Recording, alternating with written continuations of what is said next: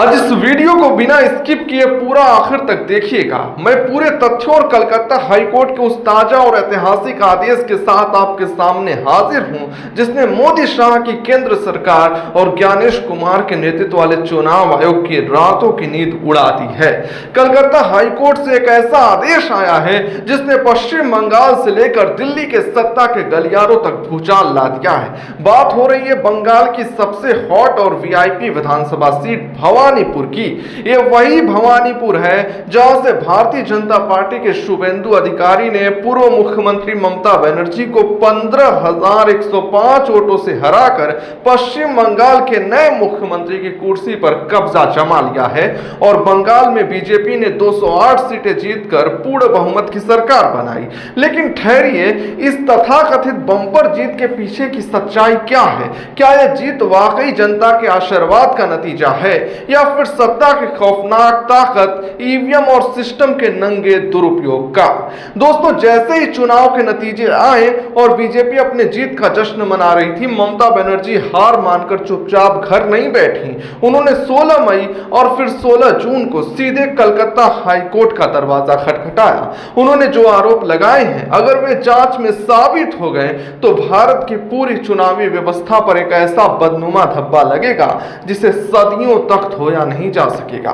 इन संगीन आरोपों को सुनते हुए कलकत्ता हाईकोर्ट के जस्टिस गौरांग कांत ने एक ऐतिहासिक आदेश पारित किया है जिसने सत्ताधारी खेमे और सिस्टम में हड़कंप मचा दिया है।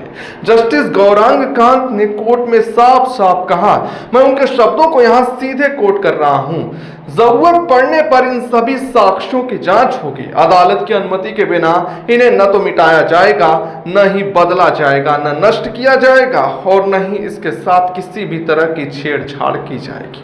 कोर्ट ने मतगणना केंद्र यानी भवानीपुर के शेखावटी मेमोरियल स्कूल के अंदर और बाहर लगे सभी सीसीटीवी कैमरों की फुटेज, ईवीएम, वीवीपैट और इससे जुड़े तमाम चुनावी रिकॉर्ड्स को पूरी तरह से सुरक्षित रखने का बेहद कड़ा निर्देश दिया है।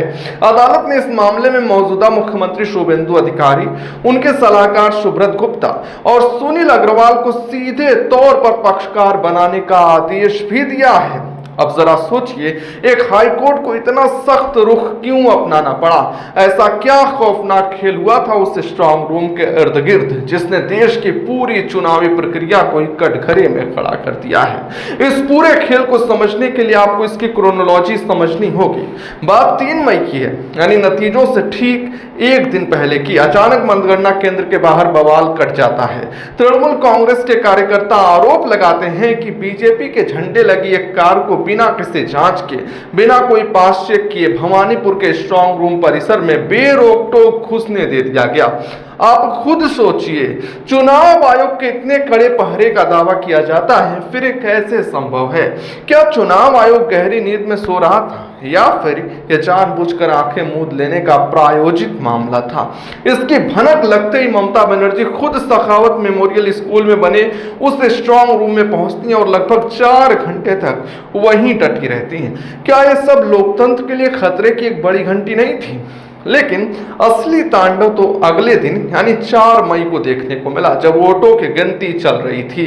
12 राउंड की काउंटिंग के बाद हालात इस कदर बिगड़ गए कि ममता बनर्जी और उनके इलेक्शन एजेंट्स के साथ साथ कथित तौर पर सरेआम धक्का मुक्की की गई। उन्हें मतगणना केंद्र से जबरन बाहर खदेड़ दिया गया। उस वक्त मतगणना केंद्र से बाहर आकर ममता बनर्जी ने जो बयान दिया वो लोकतंत्र का चीरहरण करने जैसा था। ममता बनर्जी ने सख्त लहजे में कहा था, मैं उनके उस बयान को शब्द से कोट कर रहा हूं, मेरे पोलिंग एजेंट को जबरन बाहर निकाला गया, मुझे धक्का दिया गया और मारा पीटा गया है। राज्य की कई सीटों पर जानबूझकर मतगणना रोक दी गई है। भाजपा और चुनाव आयोग मिलकर चुनाव को प्रभावित करने की कोशिश कर रहे हैं। ये सब केंद्रीय बलों और भाजपा के भारी दबाव में काम हो रहा है। उधर शुभेंदु अधिकारी ने बड़ी ही चालाकी से इन सभी गंभीर आरोपों को महज ड्रामेबाजी बताकर खारिज कर दिया। लेकिन अब जब हाईकोर्ट ने खुद अपनी निगरानी में ईवीएम और वीवीपैट को सीज करवा लिया है, तो क्या इसे सिर्फ ड्रामेबाजी कहकर पल्ला झाड़ा जा सकता है? बिल्कुल नहीं। अब बात करते हैं उस सिस्टम की जिसके साए में पूरा चुनाव संपन्न हुआ। देश के मुख्य चुनाव आयुक्त ज्ञानेश कुमार की भूमिका यहाँ सबसे बड़े और तीखे सवालों के घेरे में है। ज्ञानेश कुमार जो 19 फरवरी 2025 में मुख्य चुनाव आयुक्त बने, ये वही ज्ञानेश कुमार हैं जिनकी नियुक्ति उसी नए और विवादित कानून के तहत हुई है, जिसमें चयन समिति से देश के मुख्य न्यायाधीश को ही बाहर का रास्ता दिखा दिया गया था। क्या सुप्रीम कोर्ट के चीफ जस्टिस को बाहर करके इसी दिन के लिए पूरी बिसात बिछाई गई थी? जब एक निवर्तमान मुख्यमंत्री को काउंटिंग सेंटर से धक्के मार कर निकाला जा रहा हो और उनके एजेंटों के साथ मारपीट हो रही हो, तब ज्ञानेश कुमार और उनका चुनाव आयोग आखिर क्या कर रहा था? क्या चुनाव आयोग अब एक स्वायत्त और स्वतंत्र संस्था रह गई है, या वो दिल्ली में बैठी बैठी मोदी शाह सरकार को सीधा फायदा पहुंचाने वाला मैजिक एक्सटेंशन काउंटर या रबर स्टाम्प बन चुका है? जब राज्य भर से ईवीएम में गड़बड़ी, केंद्रीय बलों द्वारा मतदाताओं को डराने और मतगणना में धांधली की दर्जनों शिकायतें आ रही थी, तो क्या चुनाव आयोग की आंखों पर पट्टी बंधी थी, या फिर सब कुछ एक पहले से तैयार की गई कहानी के मुताबिक ही चल रहा था? हम सब भली भांति जानते हैं कि केंद्र की मोदी शाह सरकार का बरसों से सपना था कि किसी भी तरह से बंगाल के किले पर भगवा ध्वज लहराया जाए। राजनीतिक प्रतिस्पर्धा लोकतंत्र का एक अनिवार्य हिस्सा है, लेकिन जब बात चुनाव आयोग की संदिग्ध मिलीभगत, ईवीएम के साथ कथित छेड़छाड़ और वीवीपैट में धांधली तक आ जाए, तो एक कूटनीति या राजनीति नहीं बल्कि लोकतंत्र को सरेआम कुचलना हुआ। दोस्तों, भवानीपुर के उस मतगणना केंद्र में 4 मई को जो भी खेल हुआ हो, उसकी पूरी सच्चाई अब उन ईवीएम और वीवीपैट मशीनों के माइक्रोचिप्स के अंदर कैद है। कलकत्ता हाईकोर्ट की निगरानी में अगर इनकी निष्पक्ष जांच होती है, तो मुझे पूरा यकीन है कि ऐसे खौफनाक राज बेनकाब होंगे जो इस देश की राजनीति में एक भयंकर सुनामी ला देंगे। यह सिर्फ पश्चिम बंगाल की 208 सीटों की जीत या 80 सीटों के हार का मुद्दा नहीं है।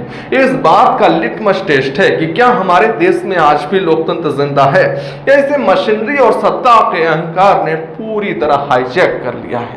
मैं इस वीडियो को देखने वाले हर एक नागरिक से आज ये सवाल पूछना चाहता हूं, क्या आपको लगता है कि यह बंगाल चुनाव में ईवीएम और सिस्टम का घोर दुरुपयोग हुआ है? क्या ज्ञानेश कुमार का चुनाव आयोग अब एक स्वतंत्र और निष्पक्ष संस्था रह गया है, या फिर सत्ता के हाथों की कठपुतली बनकर रह गया है? अपनी बेबाक राय हमें कमेंट बॉक्स में जरूर बताएं। इस वीडियो को इतना शेयर करें कि हर उस भारतीय नागरिक तक पहुंचे जो आज भी अपने वोट की अहमियत को समझता है। देखते रहिए हमारा चैनल और हमेशा जुड़े रहिए उस बेखौफ पत्रकारिता के साथ जो सत्ता की आंखों में आंखें डालकर सवाल पूछने की हिम्मत रखता है।